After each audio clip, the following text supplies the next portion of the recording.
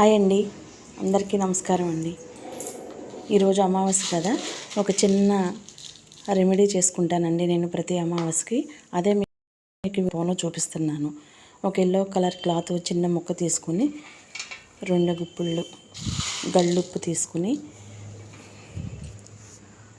ఒక 2 కాయిన్స్ ఇలా వేసుకుని ప్రతి అమావాస్యకి ఇలా నేను మా ఇంట్లో ఇలా కట్టుకుంటానండి. అదే మీకు వీడియో రూపంలో చూపిస్తున్నాను. మీకు కనుక నచ్చితే కనుక ఫాలో అవ్వండి. ఇలా మూట కట్టేసిన తర్వాత ఈ మూటను మనం గుమ్మం లోపలికి కట్టుకోవాలండి. మన ఇంట్లో నెగిటివ్ ఏమన్నా ఉన్నా సరే పోతుంది. అద్భుతాలు జరుగుతాయని అయితే చెప్పను, కానీ ప్రశాంతంగా ఉంటాము. చక్కగా ఏ గాలి ధూళి రాకోకుండా మనశ్శాంతిగా ఉంటాము.